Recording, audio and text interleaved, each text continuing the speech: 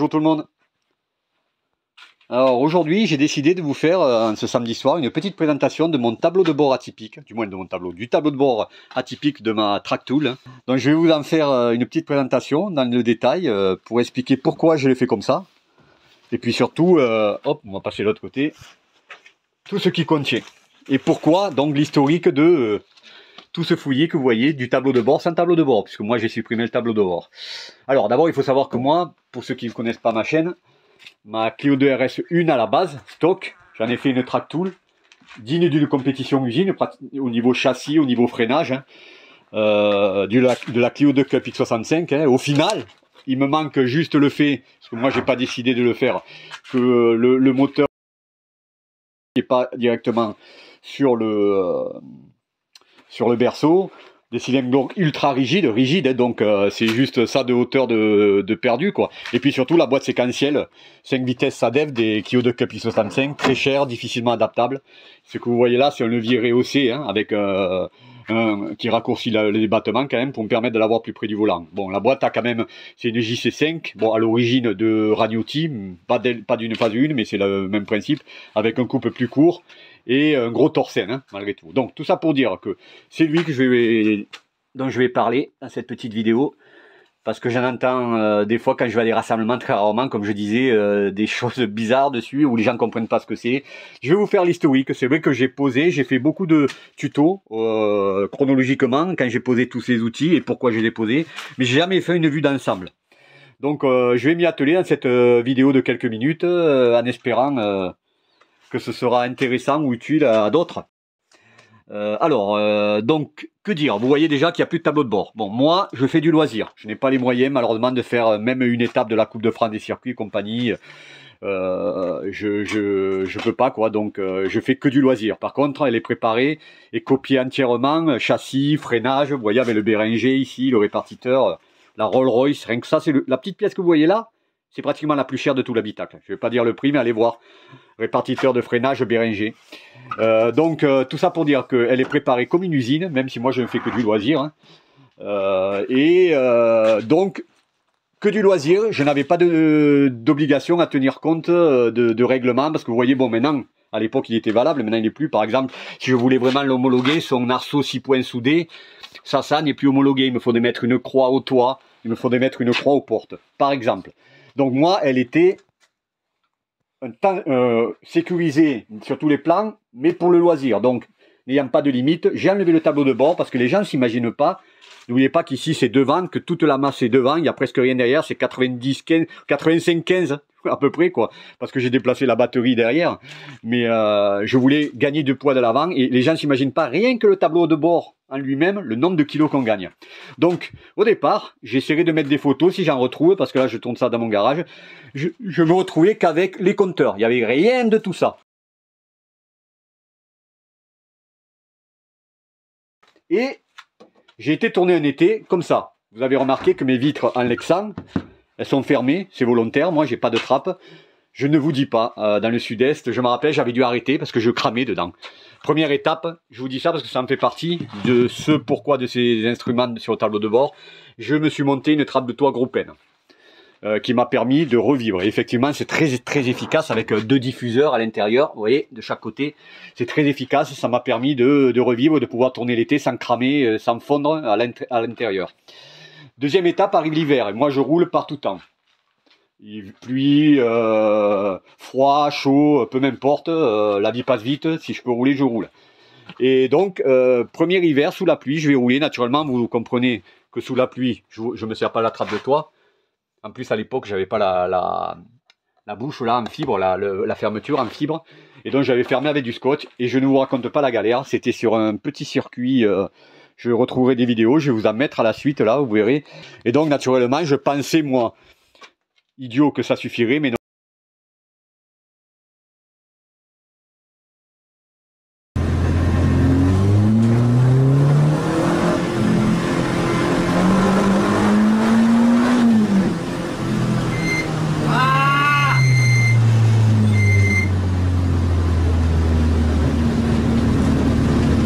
Avec le froid, moi enfermé là-dedans et la pluie, la buée a envahi tout le pare-brise et les 2 vitres latérales.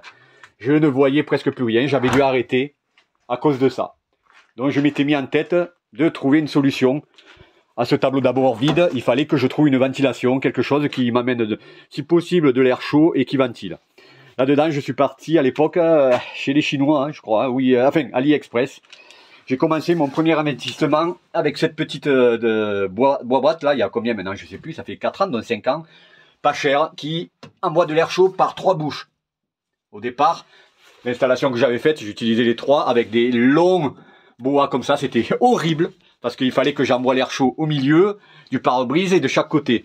Oh là là, c'était horrible. Mais là, vous voyez que je l'ai fait évoluer. J'ai bouché les deux là, je le bouche et en fait, je n'ai gardé que le central où d'ailleurs l'air est le plus fort. C'est pour ça que c'est pas naïf, j'ai pas choisi un des deux côtés. L'air chaud envoyé le plus fort, il est là. C'est-à-dire que le plus gros débit d'air chaud qui sort quand je mets les deux en fonction là, les deux boutons, il est là.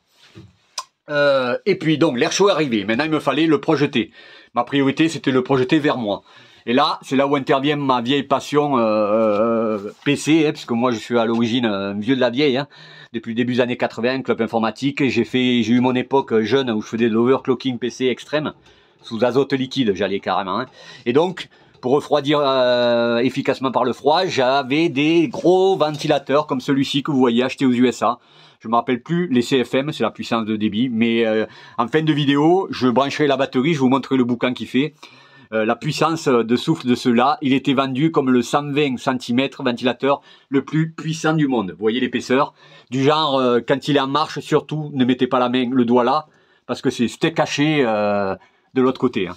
Donc j'avais mis, c'était ma première installation, c'était celui-là, central. J'avais testé, pas sur circuit là, mais sous la pluie.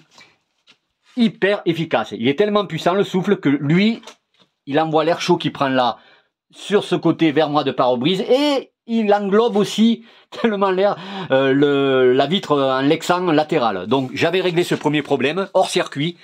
Franchement, c'était très efficace. Je mettais en marche les deux bouches qui envoient l'air chaud. Lui, il le récupérait, il envoyait là, c'est parfait. Il me restait donc à régler le problème côté passager. Où là, ça désembuait pas efficacement encore. Là, je m'étais lancé à chercher sur le net notre équivalent de ça ou quelque chose qui allait bien. Et hasard, c'était quoi, il y a 4 ans, parce que c'est rare, je suis tombé sur un, apparemment il ne savait pas ce qu'il vendait, qui vend ça. Alors pour ceux qui ne connaissent pas, pour ceux qui le connaissent, ils vont tilter de suite. Ça, c'est exactement le désembueur central du tableau de bord de la compétition Clio de Cup X65 dont est inspiré le châssis, le freinage de ma Mini Cup. C'est exactement, c'est le sien quoi, c'est celui d'une Clio de Cup X65. Lui, aléatoirement, on peut lui faire envoyer de l'air chaud ou de l'air froid. Et alors, il souffle pas très fort, mais je me suis dit, mais je vais le mettre à côté. Lui va permettre d'envoyer l'air chaud sur la partie manquante. Et peut-être que ça suffira, parce que le souffle suffira. Et effectivement, là par contre, je m'étais arrêté à ça. Alors pour info, pourquoi des bitoniaux? Ici, je l'ai conservé, je débranche ça, j'envoie de l'air froid, lui. Mais moi, naturellement, c'est de l'air chaud quand je le mets. Donc je le laisse brancher. Et ici, je me suis fait un interrupteur. Voilà. Tout est sécurisé, je précise. Vous avez des gros fusibles, 2 gros fusibles comme celui-là que vous voyez derrière. Hein. Même si les fils, trucs, ne croyez pas, c'est sécurisé. Le faisceau passe bien le long de l'arceau à l'extérieur. Vous voyez, bon, naturellement, vous doutez, mais ça, il faut remonter en 2017, début 2018. Vous verrez l'allègement du faisceau que j'ai fait. Hein, de tout le faisceau d'origine, il ne reste plus que ça. Hein. C'est-à-dire vraiment l'essentiel qui vient là. Hein. Donc ça c'est mon interrupteur pour lui, qui me permet d'envoyer l'air chaud, l'air froid. Et là par contre, dans cette situation, là aussi je vais essayer, je suis dans mon garage, je mettrai, à la suite je couperai, je mettrai une vidéo. J'ai été tourné sous la pluie dans cette situation-là. Eh bien écoutez, génial. Lui, les normes, vous allez les voir à la fin la vidéo quand je le mettrai en marche, mais pas longtemps pour pas vider la batterie. Lui, il faisait bien son office, il désembuait toute cette partie et la vitre latérale Lexan, et lui, il désembuait cette partie. Il suffisait, il souffle pas très fort, mais ça suffisait à désembuer la partie passager du pare-brise. Vous doutez quand je dis ça, qu'il manquait un truc. La vitre passager en Lexan de la porte passager. Et là, malheureusement, j'avais dû arrêter à cause de ça, parce que quand on est en loisir, je rappelle, c'est pas une course, donc moi j'aime bien avoir une vue sur tout le monde. avoir une bonne vue de mon environnement. J'arrive à être partout à la fois. Hein. Au bout de 11 ans, on a l'expérience. Et je ne voyais rien. Je ne voyais pas ce rétro. J'avais de la buée là. Donc là, il a fallu que je trouve une autre solution. Je dis comment faire? Je me suis dit toujours pareil. Hein. Si l'air chaud là que lui projette une partie est pris par un ventilateur qui l'envoie sur la vitre, ça devrait le faire. Et là, toujours pareil. J'ai rien eu à acheter. J'ai puisé dans mon stock. J'ai pas voulu mettre par contre un aussi puissant parce que là, j'avais pas besoin de désembuer toute cette partie, mais juste la vitre Lexan de la porte passager. Et j'ai pris donc un 120 mm assez puissant, mais classique, vous voyez l'épaisseur. Je l'ai équipé d'un système d'interrupteur, quoi, un interrupteur marche-arrêt, tout simplement. Et je me suis dit, on verra bien ce que ça donne. Et j'ai testé depuis, parce que ça fait quelques années maintenant, moult fois, et c'est hyper efficace. Ça paraît, voilà, anodin, je dis, mais qu'est-ce que c'est que cette installation? Je peux vous assurer qu'elle est hyper efficace. Elle est, il n'y a plus de buée, c'est simple. Je le mets donc en même temps que je chauffe la voiture avant de tourner. Quand je pars, il n'y a plus de buée. Il n'y a plus de buée nulle part. Alors, quand je roule, il m'arrive de laisser celui-là parce que le côté passager et de laisser... parce que celui-là, donc, il n'a pas de potentiomètre. Celui-là, il est tout le temps à fond. Celui-là, de la Clio de Cup, n'a pas de potentiomètre, et heureusement, parce qu'il souffle pas très fort, mais il envoie de l'air chaud. C'est l'avantage. Par contre, sur le puissant, que vous verrez dans l'essai que je vais vous montrer à la fin à l'arrêt dans mon garage, sur le puissant, là, je me suis installé un potentiomètre que j'ai là, qui me permet de faire varier sa vitesse. Parce que à fond, je le mets pas en roulant. Je le mets à... Si je dois le laisser, je le mets à moitié en roulant. Si je dois le laisser. Et pareil pour... non, c'est le seul. Donc lui, il est avec un potentiomètre qui me permet de faire varier sa vitesse. Et c'est cette boîte-là. Voilà. Alors pour le reste de mon tableau de bord, on va aller de l'autre côté. Bon, alors ici, donc vous avez le répartiteur. Hein, le freinage direct, sans ABS, bien sûr, il y a sans bloc ABS, sans rien. Avec la Rolls-Royce des répartiteurs, très cher, mais j'avais pas le choix. Alors pourquoi j'ai monté le Béringer? C'est celui des Clio de Cup 65, des Clio 2, celui qui me l'a monté, lui il a aussi sur sa Clio 1,6 litre de rallye, là vous savez les Super 16, les Super 1600, Super, ouais 1600. Lui c'est une Rolls-Royce. J'avais acheté au départ un classique qui permet de répartir à l'arrière en fonction de pourcentage défini. Et on s'était rendu compte que j'avais trop de freinage à l'arrière avec le classique. Je pouvais pas. Donc le gars m'a dit, moi je te propose, ça va te coûter un peu cher, je l'ai payé en 4 fois, d'acheter un Béringer, parce que l'avantage de cette Rolls-Royce Made in France, pour ceux qui sont dans l'aviation, on connaît Béringer dans l'aviation aussi, c'est que avec lui on peut mettre autant de pourcentage qu'on veut derrière, c'est indépendant, avant, arrière, je mets ce que je veux. Alors moi j'ai un réglage sec et un réglage pluie. Dans les faits, je pourrais régler au bar près. Vous voyez, je vais vous montrer, je vais dans les détails. Je me suis fait mon petit canevas ici. Moi, en temps normal, je suis là, au milieu, 15 crans. C'est-à-dire que je mets 30 bars derrière. Par temps de pluie, je diminue ou j'augmente par temps sec, ça m'arrive. Et c'est à chaque fois un cran égale, je l'avais marqué à l'époque, un cran égale, c'est un tour, un cran égale 0,8 bars. Vous imaginez la précision de cet engin. Sachez que au départ j'étais content, mais dans les faits j'ai deux réglages, pluie et sec. Bon, mais il me le fallait. Donc voilà, dans le circuit avec le montage que m'a fait le pro, ça par contre moi j'ai mes limites quand même là-dedans. Je vais vous le montrer. Là, je voulais pas le faire moi-même, même si dans la théorie j'aurais pu. Il m'a fait le montage de sa Super 1600 de rallye. C'est-à-dire c'est vraiment propre, c'est parfait. Donc vous avez le Béringer. Lui, la petite boîte, la noire, je vous l'ai dit, c'est le potentiomètre, c'est l'interrupteur potentiomètre du gros ventilateur, là, qui me permet de gérer sa vitesse. Ensuite, là-dedans, ici, c'est aussi un régulateur de potentiomètre, des barres LED sur les...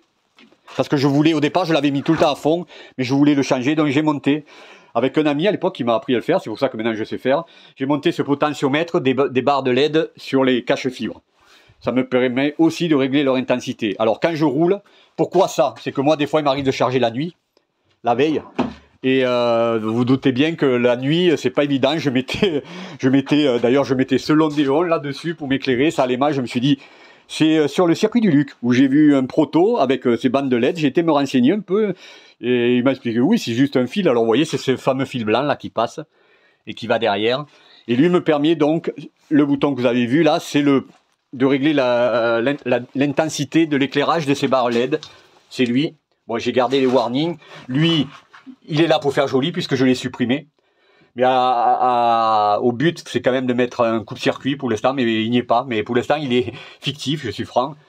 Là, c'est un allume-cigare, je voulais le conserver.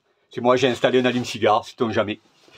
Ensuite, au niveau du compteur. Bon, levier, merde, j'étais un des premiers à l'installer, mes vidéos sont assez connues pour ceux qui l'ont pris après. C'est la boîte turque Tesa Motorsport. Moi, j'en suis content, même si j'ai eu la première version et je l'ai bien modifiée. J'ai apporté quelques optimisations, on va dire.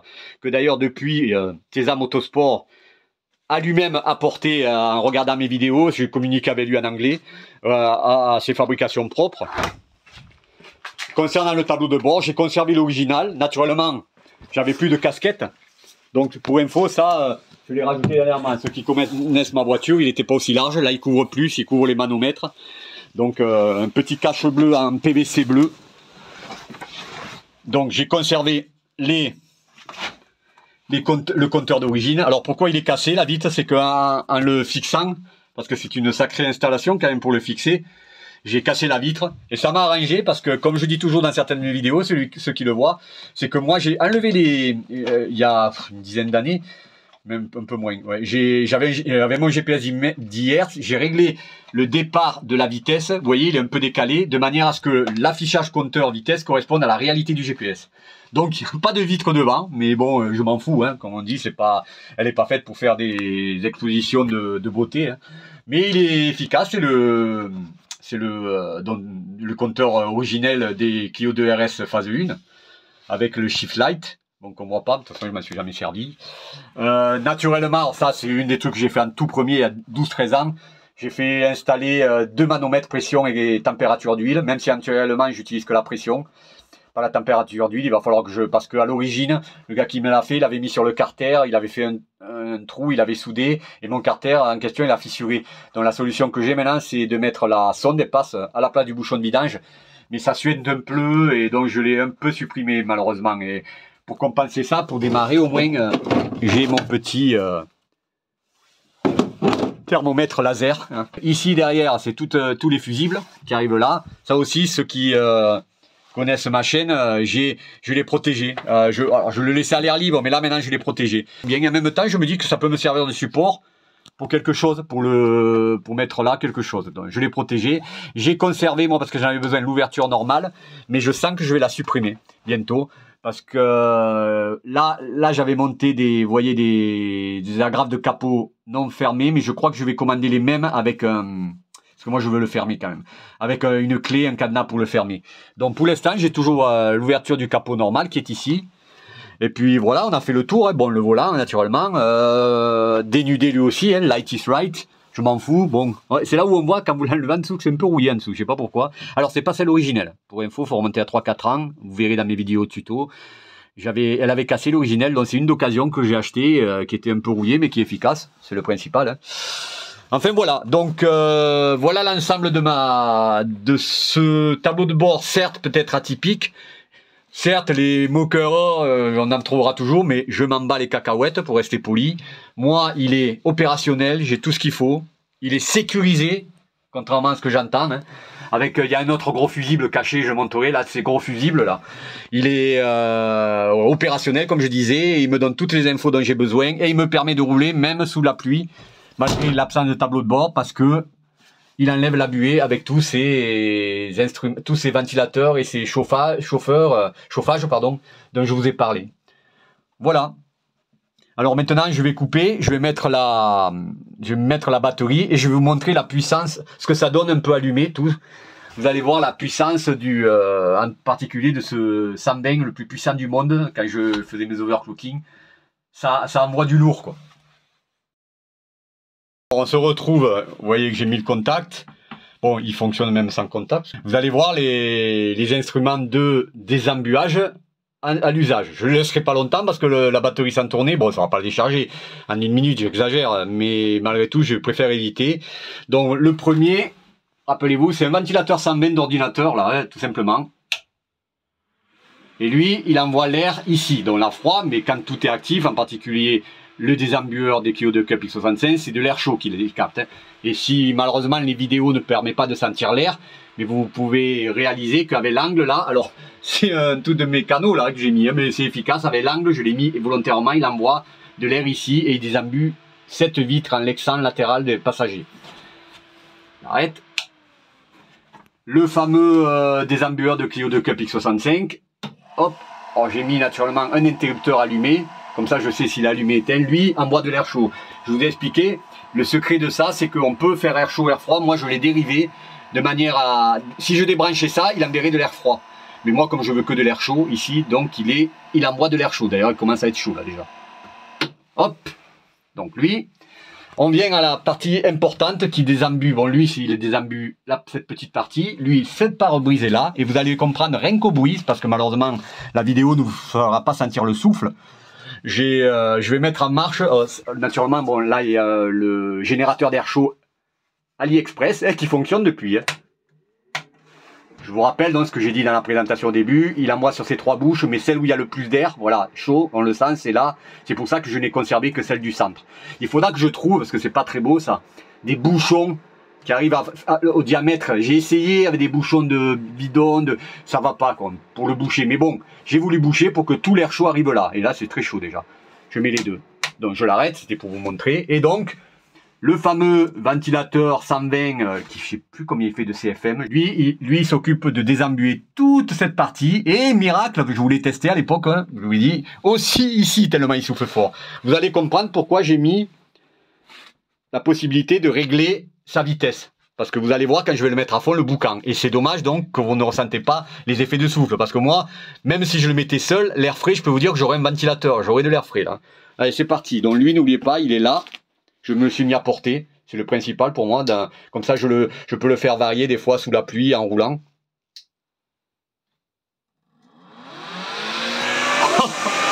Alors naturellement, ouais, il envoie. J'avais fait, c'est simple, je vais vous montrer. Je l'avais fait déjà quand je l'avais monté. Je vais aller prendre une feuille de rouleau, de mon rouleau d'essuie-tout, là, de rouleau de garage, et je vais la mettre dessus et je vais le mettre en marche à fond. Vous allez vite comprendre. Je me retrouve avec la petite feuille. Si je mettais plus lourd, ça l'enverrait péter aussi, hein, vous allez voir. Je ferme et je vais le mettre en marche. Oh merde! Accident! Donc, bon, vous avez compris. Regardez l'état de la feuille. Oh là là. Je vais le poser. Il a aspiré. Bon voilà, là je pense que là il aspirera pas. Je le remets en marche. Je vous avais expliqué que derrière, si vous mettez la main, c'est steak haché vivagé là. Ah ben. Regardez. Hop là, disparu. Alors lui, à fond, là il est à fond. Vous imaginez, il prend la balle. Et lui, je peux vous assurer que tout son air vient là, on le sent, et il désembue toute cette partie. L'avantage c'est que, je vous ai dit, je peux régler, j'ai installé donc ce bouton pour gérer, et je peux régler sa vitesse. Lui, j'ai choisi, vu la puissance, de régler sa vitesse. Voilà, la petite présentation. J'ai mis de la poussière, des confettis, et il en a fait de la feuille parce qu'il a aspiré. Oh là là, vous voyez. Donc, vous avez maintenant une vue d'ensemble. C'est vrai que j'ai fait des tutos au fur et à mesure que j'ai installé ça. Moi, toujours dans le même principe, que mon expérience puisse servir ou inspirer d'autres. Mais je n'avais jamais fait une présentation complète. Eh ben voilà, vous l'avez, la présentation de mon tableau de bord atypique, hein, mais propre et opérationnel surtout. C'est ce que je demande. Hein. Moi, j'ai pas monté ma pista pour aller faire des rassemblements. Alors encore moins de gens qui prennent ça pour du tuning et qui, si tu changes un boulon d'origine, sacrilège. Mais moi, les rassemblements statiques, j'y vais quand il y a des passionnés. Parce que j'en profite pour présenter ma voiture, on aime toujours ça, et voir la leur. Mais c'est pas ma tasse de thé. Donc là, je peux vous assurer. Maintenant, vous le saurez, il est très sécurisé, il y a tout ce qu'il faut, hein, et il est surtout très opérationnel, hein, malgré son apparence atypique. Donc la casquette, là, pour info, parce qu'au départ, j'avais pas mis de casquette. Et en plein soleil, je voyais pas. Alors des fois, j'aime bien quand même avoir des infos là-dessus. La casquette, c'est du PVC, je donnerai, c'est pas cher, ça vaut... C'est des plaques, l'avantage, j'ai pris du 3 mm, moins épais, comme ça, elle se tord, comme vous voyez. Vous voyez le système, là, j'ai mis toujours pareil, hein, des mécanos, là, des barres de... Hop, je vais essayer d'éclairer. Voilà, des barres, des croix, hop là aussi, et il tient attaché par 2 vis bien serrées, et ça suffit à l'assouplir, quoi, à le tordre, et c'est ma casquette de bleu, je l'ai voulu bleu comme l'intérieur, hein, puisque l'intérieur je l'ai La plupart, je les peins en bleu, hein, puisque à l'origine, c'est une bleue Odyssée. C'est une Clio 2 bleu, RS1, une RS phase 1 bleu Odyssée. Et puis voilà, là maintenant, vous pourrez pas dire, ou du moins quand on me demandera c'est quoi tout cet intérieur, ben, j'enverrai vers cette vidéo que j'ai faite. Voilà, voilà. Donc mon tableau de bord, vous savez tout sur lui maintenant, hein, il n'a plus de secret. Allez, sur ceci, bonne fin de journée, il est samedi soir, hein, donc bon fin de week-end à ceux qui verront en direct cette vidéo quand je l'aurai mis en ligne. Et à bientôt, portez-vous bien.